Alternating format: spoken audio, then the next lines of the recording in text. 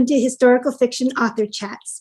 I am here with Bryn Turnbull, Canadian author and historical fiction artist, and we're going to learn all about the last Grand Duchess, which is something I know very little about, and I'm really looking forward to hearing more because, you know, I can do World War I and II. I'm happy to talk about them all day, but the Romanovs is such an intriguing period, so I'm looking forward to that. Thank you for being here today, Bryn, and chatting with me. Oh, thank you. I'm so excited. I so appreciate you having me on. I'm happy to meet you finally.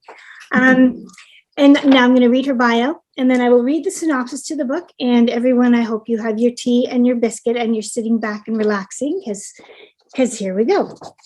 Bryn Turnbull is a best-selling writer of historical fiction, equipped with a Master's of Letters in Creative Writing from the University of St. Andrews, a Master's of Professional Communication from Ryerson University, and a bachelor's degree in English literature from McGill University. Bryn focuses on finding stories of women lost within the cracks of the historical record. She lives in Toronto and teaches creative writing at the University of Toronto School of Continuing Studies. That's a lot of writing. That's a lot of passion. That's exciting. All right. So the synopsis of The Last Grand Duchess. This sweeping novel takes readers behind palace walls to see the end of Imperial Russia through the eyes of Olga Nikolaevna Romanov, the first daughter of the last Tsar. Grand Duchess Olga Romanov comes of age amid a shifting tide for the great dynasties of Europe. But even as unrest simmers in the capital, Olga is content to live within the confines of the sheltered life her parents have built for her and her three sisters, hiding from the world on account of their mother's ill health, their brother Alexei's secret affliction, and rising controversy over Father Grigori Rasputin, the priest on whom the tsarina has come to rely. Olga's only escape from the seclusion of Alexander Palace comes from the grand tea parties her aunt hosts amid the shadow court of Saint Petersburg, a world of opulent ballrooms, scandalous flirtation, and whispered conversation. But as war approaches, the palaces of Russia are transformed. Olga and her sisters trade their gowns for nursing habits, assisting in surgeries and tending to the wounded bodies and minds of Russia's military officers. As troubling rumors about her parents trickle in from the front, Olga dares to hope that a budding romance might survive whatever the future may hold. But when tensions run high and supplies run low, the controversy over Rasputin grows into fiery protest and calls her revolution threatened to end 300 years of Romanov rule. At turns glittering and harrowing, The Last Grand Duchess is a story about dynasty, duty, and love. But above all, it's the story of a family who would choose devotion to each other over everything, including their lives. Ooh, that sounds so good. All right. I'm sorry about that. The pronunciation. My mind was somewhere else there, but we got it. All right, so I'm going to disappear and turn it over to you. Thank you, Bryn. Awesome. Thank you so much. It's such a pleasure to be here. This is actually my first event for The Last Grand Duchess, so thank you for having me on. I'm so excited, Genevieve. So as mentioned, my book is The Last Grand Duchess. I actually just got the finished copies.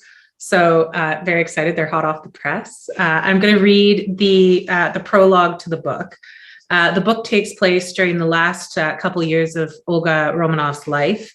But this prologue takes place before that. It takes place during the birth of her youngest sibling, her brother, the Tsarevich Alexei.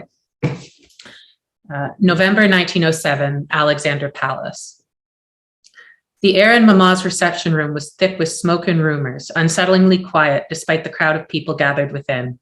Flanking the double doors, 2 footmen stood at the ready, their glittering livery bright against the marble walls.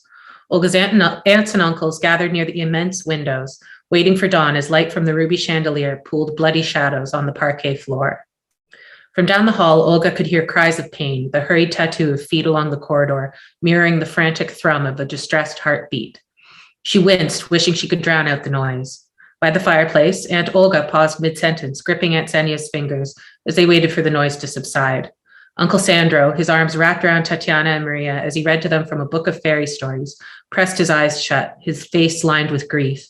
Anastasia, playing on the carpet with a set of building blocks, looked up uncertainly, pushing ringlets from her cheeks with pudgy fingers. At 6 years old, even she seemed to understand the significance of their younger brother's screams. Still, in its own ghoulish way, the noise was reason to hope. If Alexei Nikolaevich, Olga's only brother, was able to cry, it meant that Russia still had an heir to the throne. Seated beside Olga on a cream-colored love seat, Grandmama turned, her lips pursed into a thin line. As Dowager Empress, Grandmama had long learned the art of concealing her emotions from view, but today she too looked beaten. She ran a hand along the diamond necklace that hung low on her breast, grasping the jewels as if they were beads in a rosary. "Courage, child," she whispered, allowing Olga to snug closer to her side. At 12, Olga knew she was too old to crave the comfort of her parents, too old, certainly, to require their attention while they dealt with the doctors. It was her job, after all, to be strong for her younger sisters. They'd need her in the weeks to come. But for the moment, she let Grandmama comfort her as though she was as small as Anastasia and wordlessly crawled into her lap.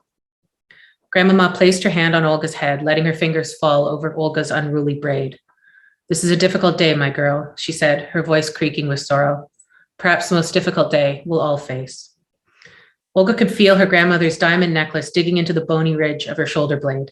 Today had indeed been difficult, the long hours of prayer and inadequate distraction from the dread that awaited any news about Alexei. Hemophilia. Olga's sisters didn't know the word yet, but Olga did. She'd been told never to utter it aloud, never to hint to anyone, not even to family members outside this room, that her brother was ill. Because he'd been born without the ability for his blood to clot, any chance accident risked leaving Alexei in terrible, life-threatening pain. A fall or bump that any other child might laugh away would result in days of agony as blood coursed to places in Alexei's body where it didn't belong. Joints, muscles, his blood a tidal surge beneath his skin. Olga wished there was some way to relieve her brother's pain, but she'd been told his condition was incurable, irreversible in its finality. For what was blood, after all, if not finite? There was only so much of it coursing through her 3-year-old brother's body, only so much pain he could stand to endure. "What will happen if we lose him?" asked Olga, whispering to conceal her fears from her sisters. Grandmama sighed. "We will grieve," she replied simply, pulling Olga into her arms. Grief.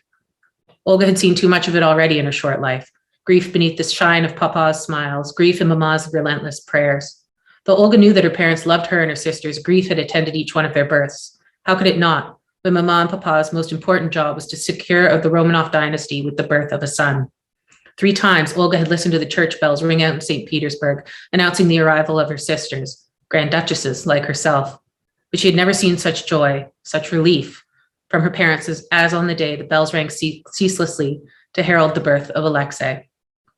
Her parents had been grieving ever since. "But what will happen to Russia?" Olga whispered. "Russia." Grandmama let out a deeply held breath.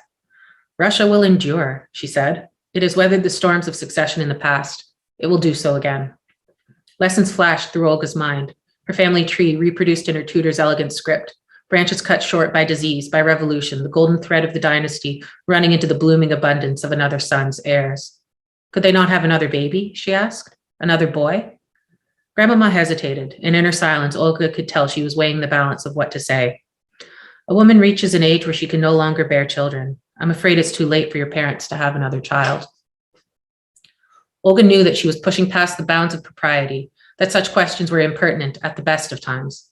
The fact that Grandmama was willing to discuss such matters at all was surprising to Olga, but then perhaps Grandmama was too weary to object.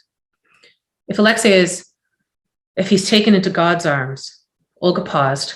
Voicing the possibility aloud was enough to make her feel as though she was falling, but she took a breath and continued. "If the worst is to happen, tell Mama and Papa not to worry about Russia. I will carry on. For Alexei, for Papa, I will become the Tsarevich." Grandmama's eyes welled with tears. She looked across the room, blinking them back as best she could. "Bless you, my dear," she said. "You're a good girl, and I know you mean well, but that's simply not the way of things." "Why not?" asked Olga, trembling. Much as the prospect terrified her, she knew it was right. It would ease Papa's burden if she were to take on the heavy mantle of his succession. If they can't have another son, someone needs to do it. Someone needs to inherit Papa's throne. I'm his eldest child. I can be his heir. Grandmama kissed the crown of her head. Across the room, Aunt Olga lifted a sleeping Anastasia into her arms. "I'm afraid it's not that simple. There are laws in place that prevent a woman from becoming Tsar." "But Grandmother Victoria was Queen of England." "That's true," said Grandmama. "Russia, however, is a very different country." "Catherine the Great?" Grandmama sighed. "They changed the laws after Catherine. It would have been much easier for your parents if that hadn't been the case, but it's God's will. When you and your sisters grow up, you'll marry into other royal families. That is the destiny of a Grand Duchess, to bear children and build a life in a new country, like your mother, like me before her. The idea was unthinkable. Leave her family to carry on without her? Leave Russia without a Tsarevich? Olga's future loomed before her, bleak and terrible. Alexei, constantly battling this incurable disease. Olga herself, cast out of Russia, out of her family, because she was born a girl. Mama and Papa, locked forever in their grief, watching the dynasty crumble in their hands while Olga was too far away to help them, powerless to save her brother, powerless to save Russia. Courage, my dear, said Grandmama. God may yet provide. Olga let the tears she tried so hard to hold fall, unconcealed, down her cheeks. How can I have courage when I'm so scared? Grandmama gathered Olga close, enveloping her in the comforting scent of lily of the valley. My darling girl, courage does not mean a lack of fear, she said. It means meeting whatever the future may hold with grace. Grandmama looked over Olga's shoulder at the sound of approaching footsteps, the tension in the room ripening as Olga slid off Grandmama's lap. The footman pulled open the doors and Papa strode in, his expression enough to break Olga's heart. Grandmama rose to her feet, clutching her necklace. Alexei? Papa's chin quivered beneath the chestnut brown of his beard. The doctors have told us there's nothing more they can do, he said, his eyes darting around the room as though he was looking for something he'd lost. He rummaged in his pocket and lit a cigarette with trembling hands. My advisors tell me we can no longer conceal his condition from the people. They're drafting a statement for the newspapers. Olga turned away as Grandmama wrapped Papa in a hug, the sight of Papa's anguish too overwhelming, too final for her to bear. How could the doctors have failed? How could God have turned his back on her family? Olga pressed her face into the hard fabric of the sofa cushions, thinking of every harsh word she'd ever said, every unkind action and uncharitable thought she'd ever had. Had she brought it on them in some way? Had she been too short with her sisters, too resentful of Alexei? Someone rested a hand on her back and Olga shook her head, pressing further into the cushions. If she could stay here, like this, perhaps she'd never hear the words she dreaded. Perhaps Alexei might survive. Olga. Papa's voice was low but steady one more, his hand a comforting weight as he squeezed her shoulder. My dear, it's time. You and your sisters must come to say goodbye. Olga gripped Tatiana's hand as they walked into the enveloping dark of Alexei's bedroom, careful not to let her steps falter as she passed over the lintel. Courage, she reminded herself as she breathed in the spiced incense. Candlelight glittered in the gilded alcoves of the iconostasis that had been pulled in from the chapel, making the painted faces of saints and angels on its panels dance in the light of the flame. They watched, impassive, over the small assembly that had clustered around the listless figure in the bed. Mama knelt at Alexei's bedside, gripping his hand in hers as she strove to keep him tethered to life. Behind her, nurses circled the bed, carrying bowls of water, bandages. With a jolt, Olga realized they'd stuffed cotton in their ears to block out the worst of Alexei's screams, but Alexei was no longer crying. In the silence, Olga could hear the dry rattle of his shallow breath. Mama closed her eyes. My baby, she whispered, lifting Alexei's limp hand to her lips. Papa crouched beside her. The priest is coming to perform the last rites, he murmured as Mama gazed at Alexei. And our girls are here, to pray. Mama blinked as though stirring from a trance. Of course. She pulled the covers up to Alexei's neck, but not before Olga caught a glimpse of the bruise that blackened his chest from collarbone to waist. Courage, she told herself once more as she drew up to the bed, hoping that she would find within her the grace she so desperately needed to face him. Olga looked down at Alexei, swallowing her panic at the sight of him lying so still. How could this be happening? He was her little brother, her lovable little brother, who laughed when she played with him in the nursery, who tromped across the dining room at tea time to offer her his cookies. How could she go on without him?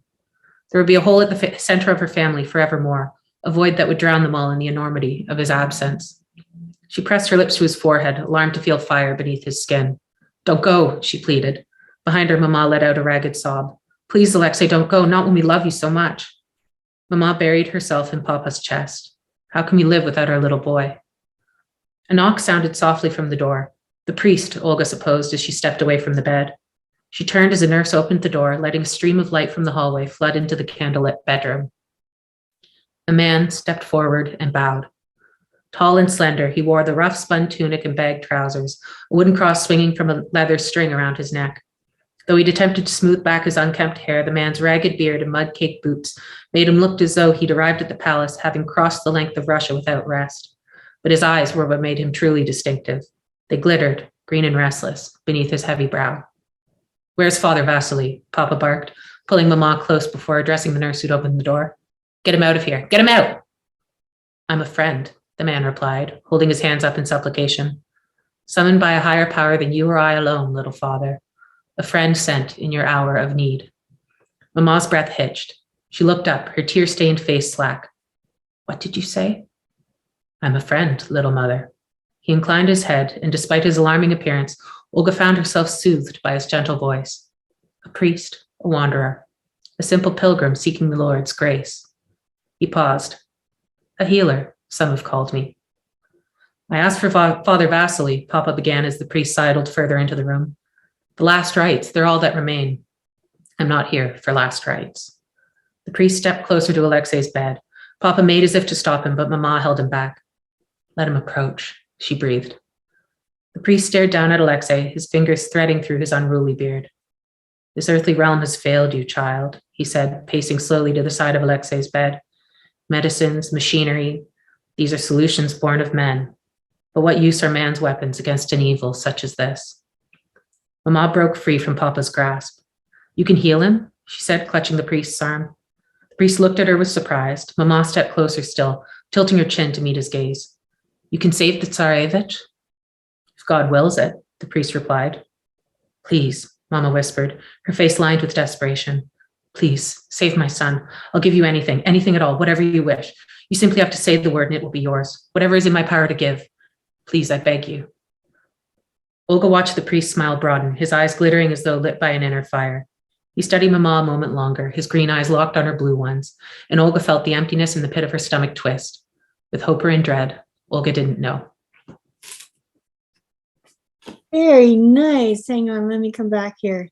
So that was such a traumatic scene. I was thinking, oh, poor little Alexei there. Somebody's got to come in. Of course it was Rasputin, and just the way it was read. I know this is not anything new to anybody, but I was thinking Rasputin and Rumpelstiltskin and how, the offering of I'll do anything for you. Just do it. Well, that sure turned out well, didn't it? Oh, she's no kidding. So you have such a huge background in creative writing and English and all of those. And then now have you been writing books forever? I should start with that. Oh God, yeah. No, I've been writing books pretty much from the time when I learned how to read. And I learned that people wrote the books that I loved. Like I was always the kid who was like nose in a book while crossing a street or while chopping vegetables. Like, honest to God, you could not get me to stop reading. And so that just all kind of fed in. I've been writing my whole life, but my first book came out in 2020, The Woman Before Wallace. And I was lucky enough to get a 2-book deal with HarperCollins with Mira, mm-hmm. my publisher. And so being able to tell this story was great. Yeah, that's so exciting. And so with all the writing in there, before that, when you were reading, was it always historical fiction or was it all different genres? Did you have a favorite? I'm wondering how you went from English to so much research and so much history. So I read all genres. I've always read all genres. I don't think that limiting yourself to one genre as a writer is, I don't really think that that's something that lends itself to good writing. I think being able to read from different genres, being able to pull from different genres and admire what people have built in those different genres, like take science fiction, for example, the amount of world building that goes on in that is it's mind boggling. Yes. And it's not dissimilar to what we do in historical fiction, where we're creating this whole world around our characters. But that said, historical fiction was always the genre that I gravitated towards, even as a reader. I remember when I was young, there was a book by Kit Pearson called The Sky is Falling. Mm-hmm. And I read that probably when I was 11 or 12 years old. And it was about British children in the Second World War who come to Canada, right. Who are sent to Canada to be away from the Battle of Britain, from the bombing. And I remember reading that at that age going, oh my God, this is incredible. So I'd say that that's really where my passion for historical fiction comes from, is from that book, and it exploded from there. Yeah, and then there's endless stories after that. Those were the guest children. I had a lot of people ask me about the guest children when I wrote about the home children. Completely different story, but I don't know enough about the guest children. I would like to read that. I'm going to have to put that on my list here. Oh, it's fascinating. So then, how did you get into all this research? For me, I just fell into it because I knew nothing, and I needed to learn what was going on around me. So how did you fall into it, and was it hard to get into it? All the research part of it? No, not at all. Having read historical fiction from a young age, the natural next step was always, okay, I read about the Tudors, what actually happened?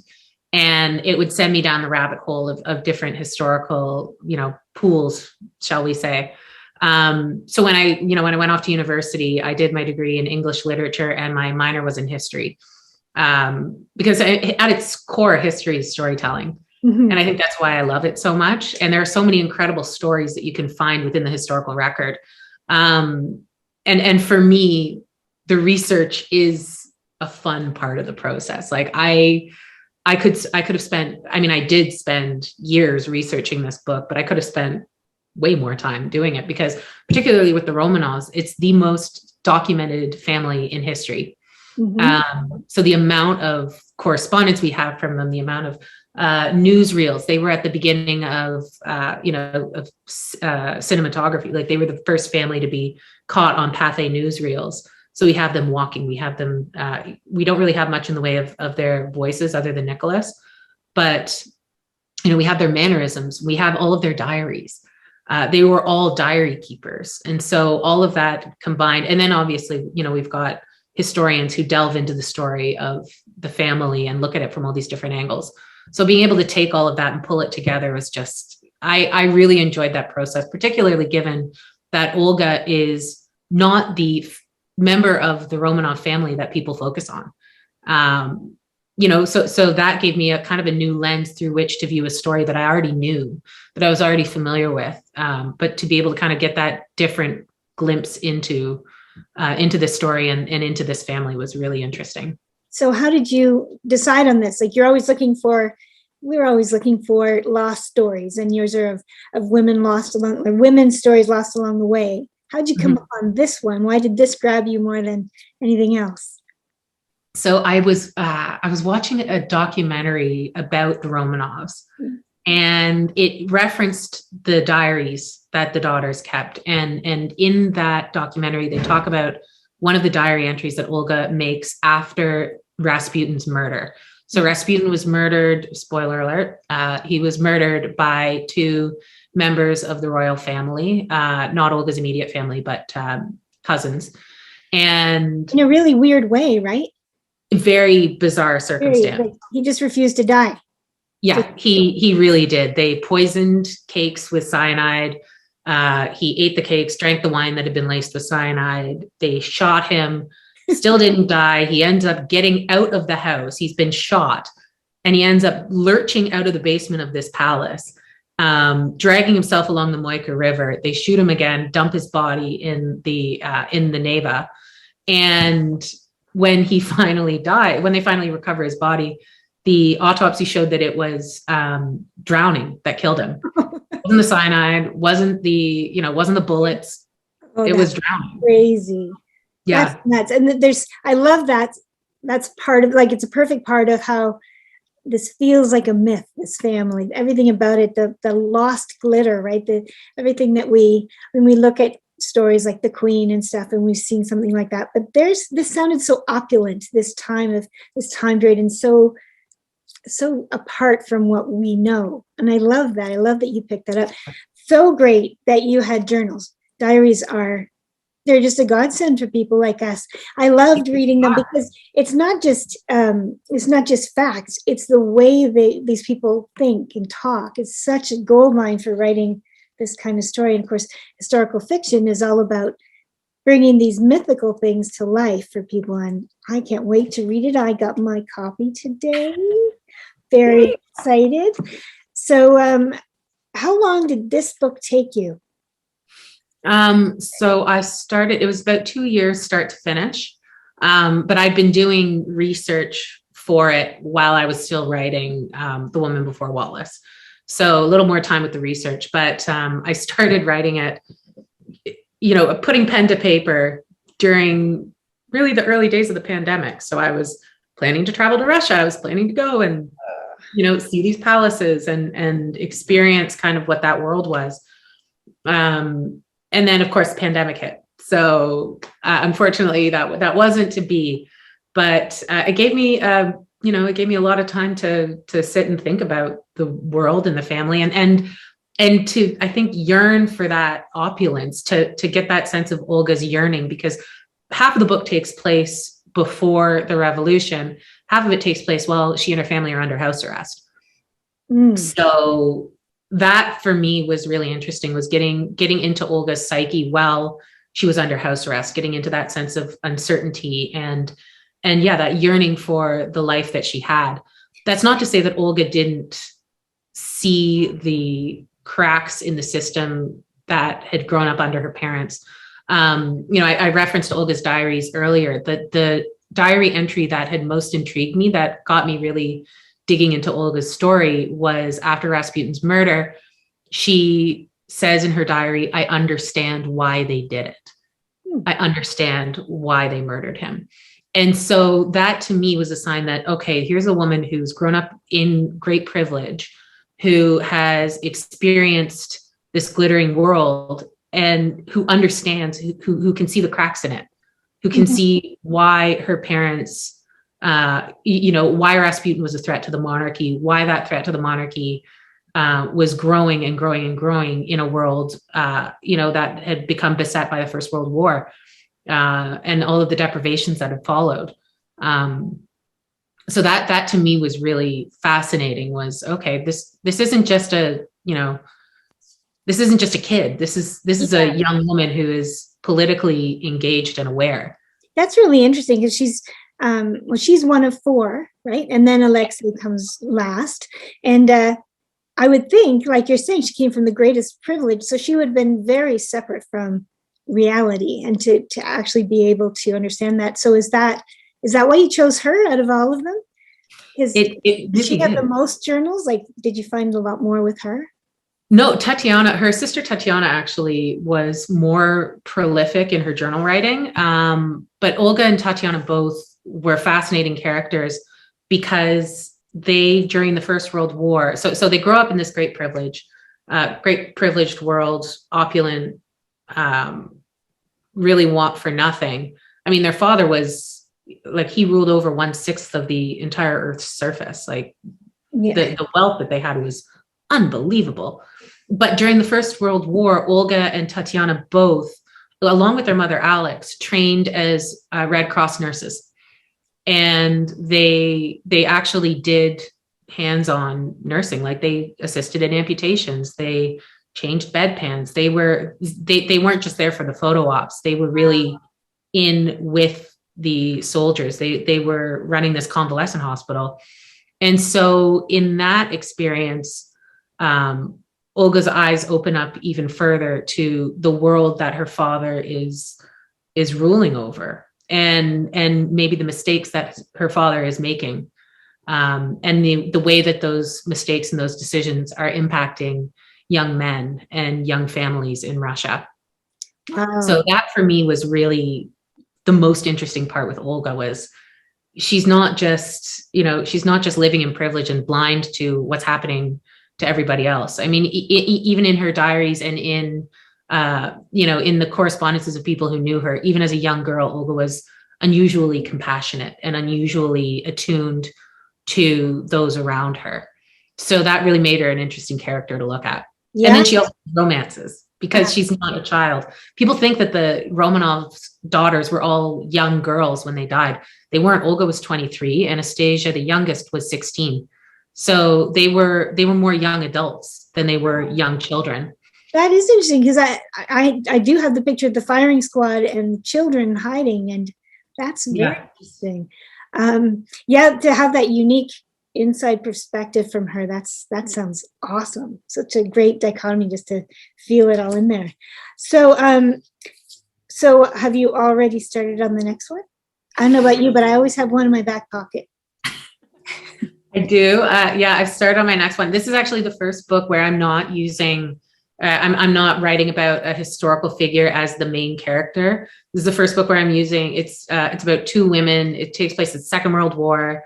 It deals with art theft and forgery, and it's two fictional women in a real life circumstance in this real life museum that the Nazis used to store art that they stole from Jewish families. See, that interests me because you do what I'm afraid of doing, and now you're stepping into my zone because I've been afraid. I find that so much scarier, though. Oh, I find the other because with what you do, you are looking at one specific person, and everybody knows who she is. I mean, I didn't, but most people that know history know who she is and understand her, and they're going to be looking for things, right? And you have to use creative license, but that's so focused on that. For me, it's much easier to create the fictional story within the grand scheme of things. So I am very interested in that. So I'm terrified, honestly. The thing that I like about writing these characters who really did live is you've got kind of the broad strokes of their life. People know how Olga died. They know who she was. They know who her parents were, but they don't know those interesting details of her life. They don't know about the romances that she had. Olga and her sisters in particular, they are all seen. So they were called Otma during their life. Olga Mariette, Olga Tatiana, Maria, Anastasia, Otma. They were seen as this one monolithic entity. And even in the historical record, they're treated really as one monolithic entity. And that to me, it's just, these were real people. They deserve to be viewed on their own merits. They deserve to be, recognized for who they were individually, not because they were an Otma, right? Because it was Olga, right? Right. But of course, we didn't want girls; we wanted boys at that point. So, oh yes, that's the way it went. It's much easier if girls have been allowed to, been allowed to ascend. Yes, for sure. Well, I think I'm done asking all these questions because now I really want to dig into this. I think that's my day's reading for today. And the book comes out February 8th, which is today. And I'm very excited for you. And I wish you all the best for this book and for the next. And that one I'm going to be waiting for too. So thank you very much for coming on here. Fascinating conversation. I really enjoyed it. And I really enjoyed meeting you too. Thank you so much. This has been a blast. I really appreciate it. Thank you so much, Bryn. Thank you. And I'm looking forward to Bluebird. Thank you very much. Yep.